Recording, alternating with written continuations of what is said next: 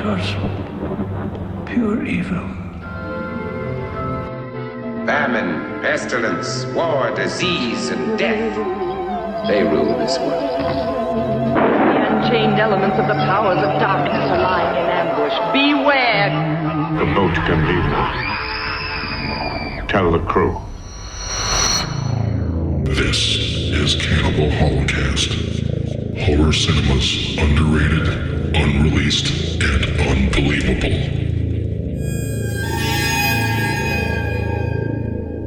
Welcome, horror fans, to the debut episode of Cannibal Holocaust. My name is Tom. I will be your host as we take a look together at horror's underrated, unreleased, and unbelievable. Now, before we get to what this podcast is all about, let me quickly just tell you a bit about myself. I am, of course, a longtime passionate fan of the horror genre. I've hosted a show on YouTube called Horror's Ball for well over 10 years, which includes an annual award show in which I celebrate the best films that modern horror has to offer. I have been an extreme metal vocalist in various bands for more than 2 decades, along with my beautiful wife. And I have a wonderful and talented daughter who just so happens to be a young horror filmmaker. So my life has been very much invested in the arts. Okay, so enough about me. Let me now present to you what Cannibal Holocaust shall entail. As I said earlier, and as is said in the show's promo, the 3 themes that will be explored are the genre's underrated, unreleased, and unbelievable. So some episodes will feature a horror film that I feel is underrated and overlooked. Others will discuss a film that has been unjustly forgotten and has not yet received a proper release in the physical media and streaming world, which in hopes I will later be able to update the film as no longer unreleased, as a respective distributor has decided to, alas, give the film its due. And lastly, I will have episodes dedicated to the genre's many unbelievable stories, whether it be a particular film's production, the people involved, a film's impact, or a controversy. And for this debut episode, we will be jumping right into the unbelievable. And I figured it would be apropos to begin with the film that is honored in the name of this show. A film that is loved and loathed. A film that no matter where you stand on it, there is one fact that can't be denied. Ruggero Deodato's Italian cannibal film, Cannibal Holocaust, is one of the most provocative, controversial, and truly unbelievable productions in not only the horror genre, but in the history of cinema. So grab your sunscreen and your best insect repellent and join me as we take a vacation to the Green Inferno.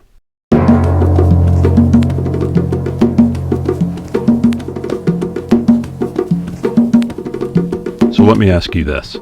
What are some things that you have made in your life? I can say that I've made a lot of music. I made a kid, so that's pretty cool. I even made one of those ugly ashtrays for my mother, who never smoked, by the way, when I was in kindergarten. The fact that this film was made is quite incredible. A film like this will never be made again, and I think discussing it can be just as overwhelming as the production itself. There is just so much to cover. But I think this episode can appeal to everyone, whether you love or hate the film or are just ambivalent towards it. It would also be naive of me to automatically assume that every horror fan is aware of the film and or the many stories associated with it. So let me provide a quick synopsis. A young documentary crew travels to the Amazon to study an indigenous cannibal tribe. The crew goes missing and their footage is found by a rescue party, and we subsequently get to see what happened to said filmmakers. Now let's begin with addressing the elephant in the room. Many great films have a certain stigma, unfair or not, attached to it. For example, the French film Irreversible, which is a favorite of mine, and its 8-minute rape scene, and with this film, the infamous scenes of animal cruelty. Cannibal Holocaust is one of my favorite horror films of all time. Now, do I condone such scenes? Of course not. We all know at times that art can swim in some murky waters with questionable behavior by the artists themselves. It certainly took some time for me to reconcile with such atrocities. That being said, I can also perhaps be more forgiving in that 1, the animals killed were later used for food, and 2, it's kind of interesting that because of its genre, that Cannibal Holocaust has been singled out by critics, while other films that also contain real animal mutilation, such as El Topo, The Rules of the Game, Wake and Fright, and Apocalypse Now, are deemed classics and have been largely immune to such condemnation. So before we end this episode with a proper assessment of the film's impact and legacy, Let's first get to the production itself and its subsequent fallout.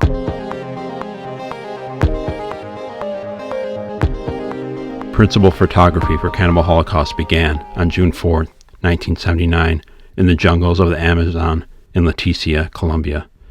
Deodato's idea was greatly influenced by the Mondo exploitation documentaries, which were sensationalistic in its depictions of various cultures and customs from around the world. Now, this wasn't even Deodato's first foray into the cannibal subgenre, as he had already helmed the film Last Cannibal World. But he was ready to up the ante, so to speak, in delivering more gore, more nudity, and more depravity. Leticia was only accessible by aircraft, and then from there, the cast and crew would need to travel by boat each day to reach the jungle filming locations.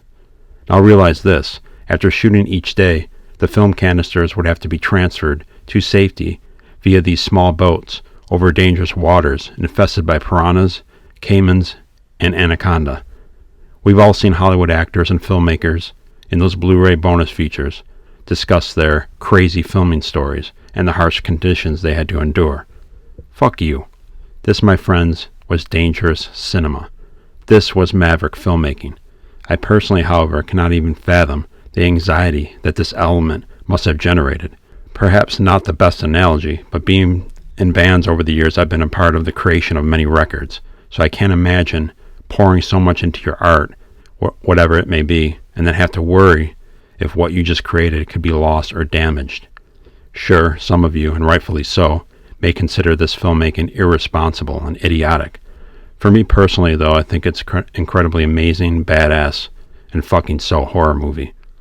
And while I would never want to be involved in such nerve-wracking artistry, I respect it greatly, which leads to a point back to Hollywood. Take, for example, a film like last year's highly praised war film, 1917. I have yet to see the film, but certainly plan to. Now, a film like that, and its brazen and captivating cinematography, is set up to succeed. Not to take anything away from the director, Sam Mendes, and his talents or vision, but the means and tools that he and all other Hollywood filmmakers have at their disposal is astonishing. The budget and talented crews with which to work with, not to mention the expert and widespread promotion of the films. While the feat of completing a film is certainly never easy, when backed by a huge budget, reaching a level of quality and success is. And for that reason, I think films like Cannibal Holocaust, and to a much greater extent, independent and low-budget films, which I love, deserve a far greater amount of respect and admiration. Rather than money, these films are fueled by ingenuity and determination. So okay, let's get back to the jungle. Now, as you can imagine, the stress of cargo transport wasn't the only hardship to combat. Filming was delayed often due to either excessive heat or rainstorms. It was commonplace for the cast and crew to have to deal with the influx of insects and snakes. This isn't camping, people, and we aren't just talking insects. We are talking Amazon insects. Skeeters the size of small dogs. Well, something like that. Let's face it, the Amazon is no place for the filming of a movie. But this is Italian horror. And unfortunately, for the cast and crew, the abhorrent location conditions weren't the only contributor of difficulty. There was also Ruggero Deodato himself. Actor Carl York, who played Alan Yates, the leader of these documentarians, described the Amazonian set as having a, quote, a level of cruelty unknown to me, end quote. Actor Robert Kerman would be even less complimentary, describing Deodato as, quote, remorseless and uncaring, as the two would often argue. Kerman would also mention the poor treatment of the natives by Deodato. Quote, he was a sadist. He was particularly sadistic to people that couldn't answer back, that were Colombian, and people that were Italian but could be sent home, end quote. Kerman also stormed off set after one of the animal killings. Actor Perry Perkinen cried after the infamous turtle slaughter, and York's character, in one particular scene, was supposed to be the one to shoot a pig. He refused, leaving the dubious duty to actor Luca Barbareschi, who had grown up on a farm and therefore had no problem with it. Deodato had tried to convince York, stating it wouldn't go to waste as they were going to eat the pig later that evening for dinner. York responded by saying, quote, you see, that pig and I, we rode in the boat this morning. He and I are friends. The rest of them ate the pig that night. I ate fish, end quote. Tensions between the cast and Deodato were further heightened when pay became erratic, and in the natives' case, no compensation at all. There were also plenty of other intense scenes to attend to, a rape simulation of a native, and a burning of a hut as natives wait inside. The stress of the shoot also would, understandably, take its toll on the chemistry between the actors. In one particular instance, before a love scene, lead actress Francesca Ciardi suggested to co-star York that they have real intercourse off-set to make the scene easier. York declined, making the relationship all the more awkward. Filming in New York City as well as a set in Rome would conclude the shoot. Many of the actors involved figured this rather unique experience was over. Little did they know, it was just the beginning.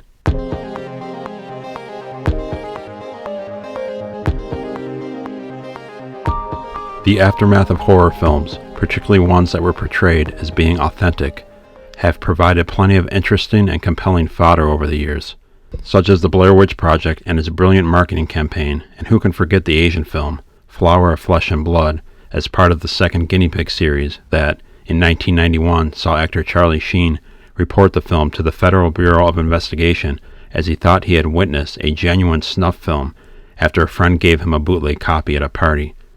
Underground filmmaker Fred Vogel would leave his faux snuff film, August Underground, in unmarked envelopes on the side of highways. So while this marketing stunt is nothing new, once again, Cannibal Holocaust set the bar, even in its subsequent response. Deodato intentionally created a level of mystery around his film. He wanted it to seem like true found footage. Previous to the film's completion, Deodato had the deceased actors sign contracts which ensured that they would not appear in any type of media or any film and commercial work for 1 full year following the film's release. This was unprecedented at the time in cinema marketing. With the actors laying low combined with the film's wonderfully executed gore effects and actual animal killings, the film's goal of authenticity was fully accomplished.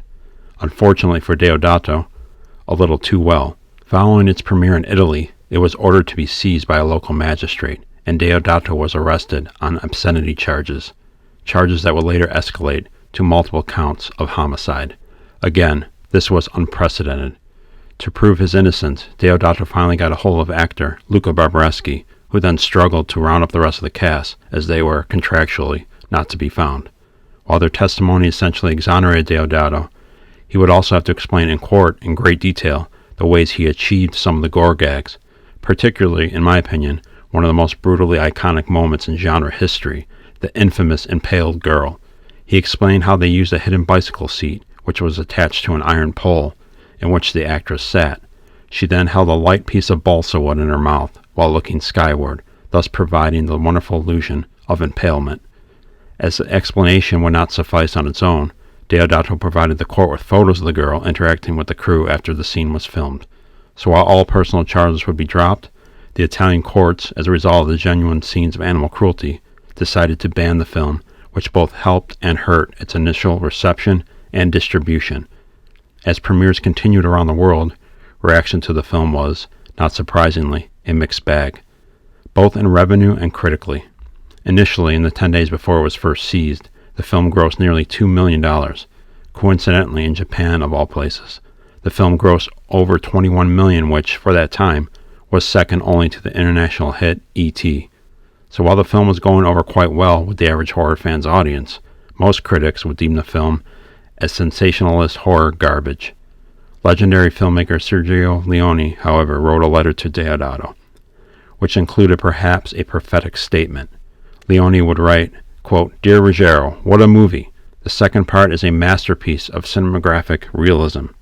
But everything is so real, I think you will get in trouble with all the world." End quote. The film's response here in the States didn't seem to be as, well, noticeable. While a provocative exploitation film of this ilk would normally be quite successful on, say, the 42nd Street scene in New York City, Cannibal Holocaust was not. It was even outshined by its cannibal Italian horror brethren, Umberto Lenzi's classic gut muncher, Cannibal Ferox. And while Lenzi's film also contained many of the same nasty traits, perhaps it was better received because it just feels a bit different. While I love that film as well, Cannibal Ferox just doesn't have the same cinematic potency as Holocaust. It feels less disturbing, less downbeat, and I suppose a little less authentic. which according to American audience at that time, in the early to mid-80s, Ferox was just more entertaining. And while the film's controversial residue would remain for a few more years, due to its continued ban in many countries, the film wasn't given the proper distribution to reap any rewards of the burgeoning home video scene that was filling the aisles in video stores across North America. Cannibal Holocaust, while notorious, ultimately sailed into obscurity, becoming, at best, that film that you and your friend would talk about in your bedroom, hoping some foreign bootleg, most likely cut, would end up in the hands of a friend's older brother.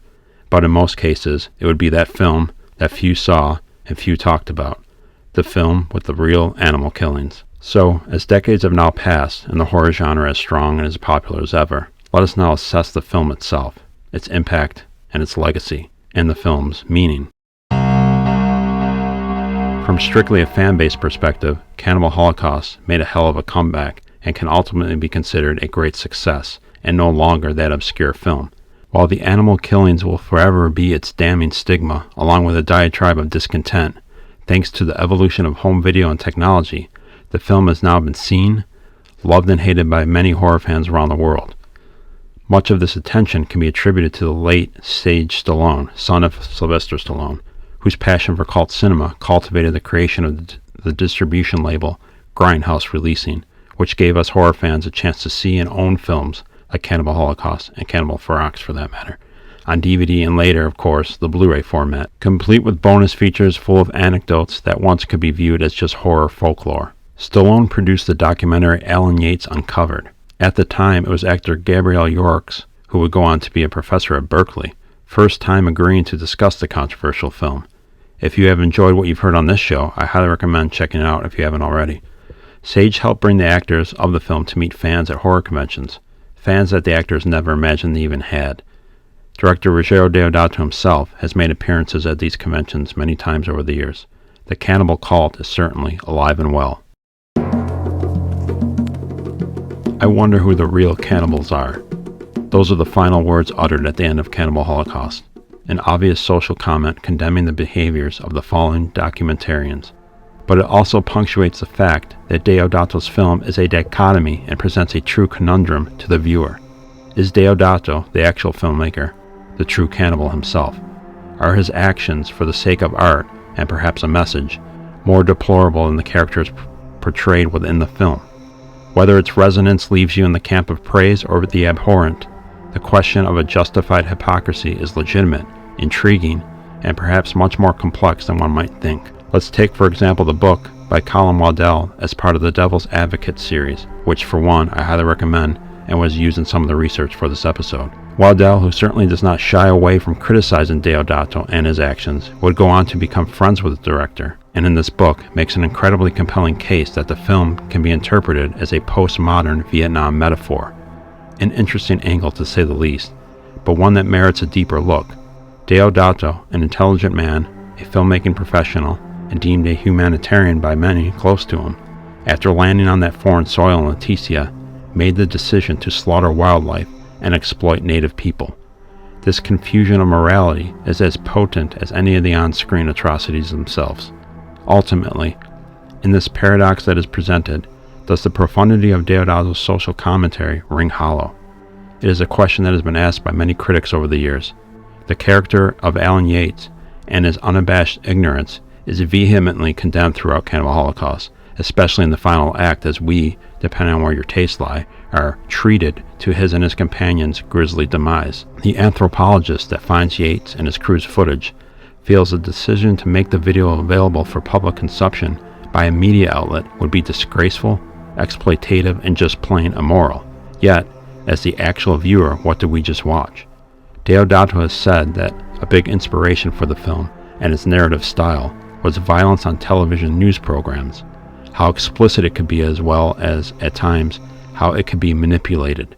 Does this argument lose any credibility in Deodato's, quote, preaching what he does not practice behavior?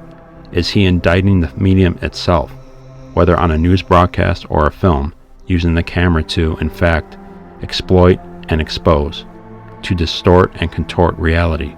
What is staged and what is in fact real? Or is it a little bit of both, as in his film? I wasn't alive during the Vietnam War, so I can't attest to what evenings were like in living rooms across the United States as families watched news broadcasts informing the public on war stories. But I can recollect my own living room experiences. The fall of the Berlin Wall, the live airstrikes in Desert Storm, and how could anyone forget the footage of desperate victims jumping out of office windows moments before the second tower collapsed.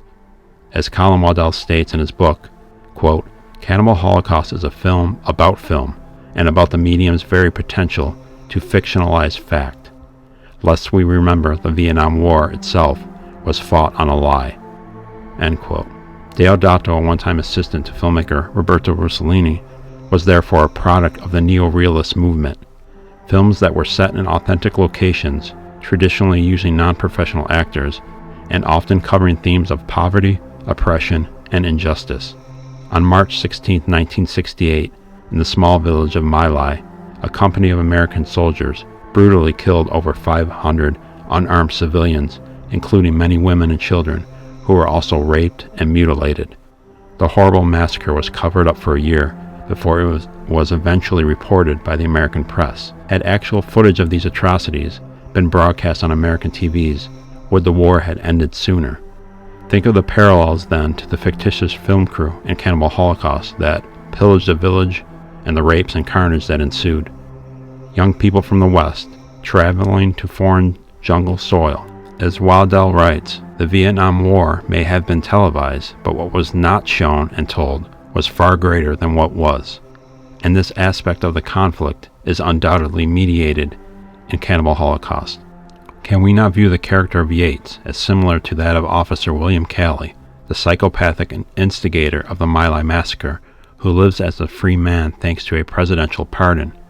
Crimes committed in third world countries have never been seen as equal to those lives taken in the West, and the Vietnam War was, and it is, proof of this.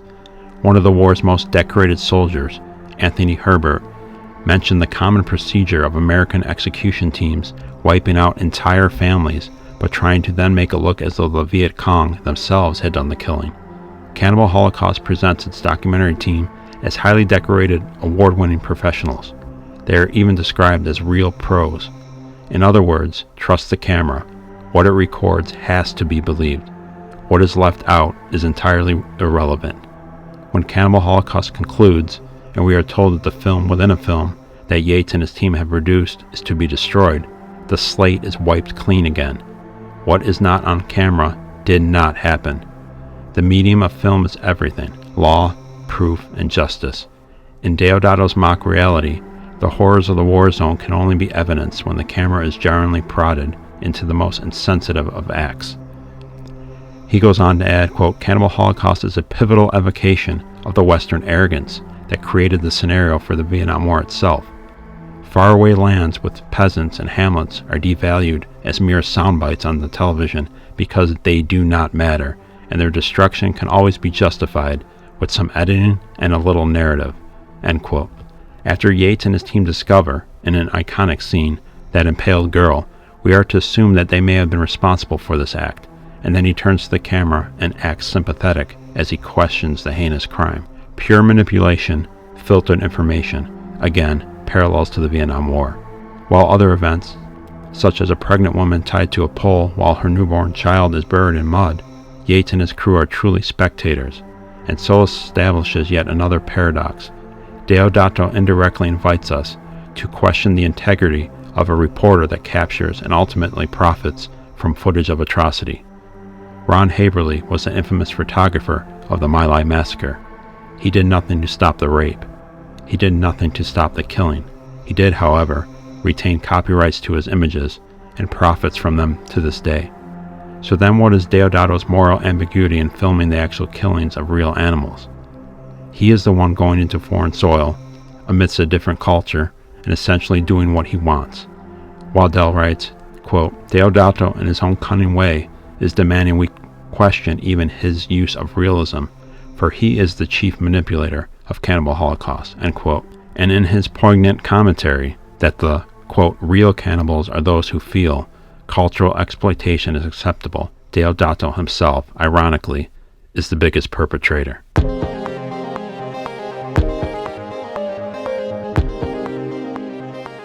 Horror cinema has the propensity to elicit fear, anxiety, discomfort, and in the case of extreme films, which revel in their transgression of boundaries, disgust.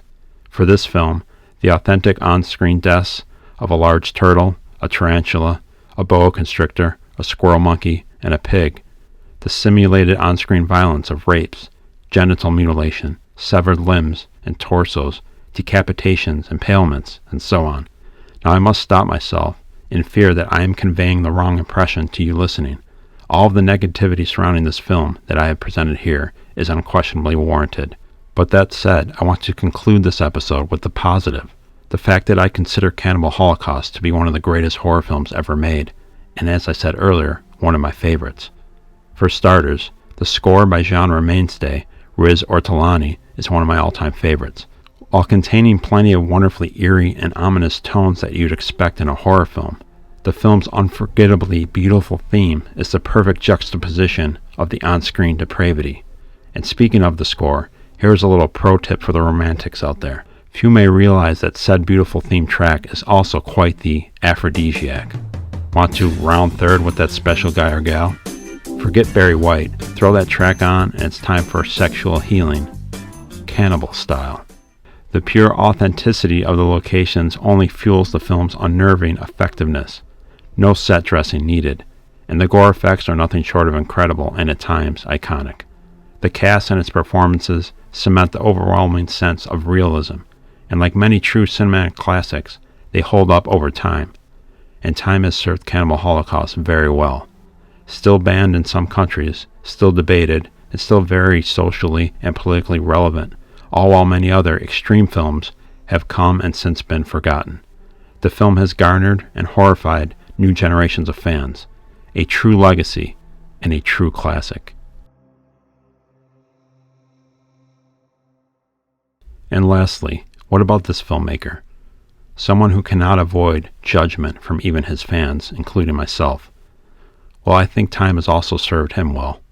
I've had the privilege of meeting Rogério Deodato on 2 different occasions over the years, once at the Festival of Fear in Toronto, Canada, and the other at Chiller Theater in New Jersey.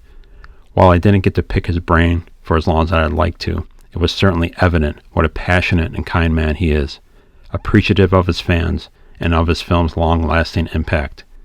He has since come to grips with his regrets and guilt over the animal cruelty. So much so, he has donated thousands of dollars to various animal shelters and charities. When he attends a convention, he now sells a small toy turtle, complete with the film's logo on top of its shell. All the proceeds go to charity. And yes, I of course own one. My intent of this debut episode was to objectively discuss a film I love. If by some chance you've never seen the film or chose not to after hearing about the infamous animal cruelty, there is a cruelty-free edited version, so please give that version a try.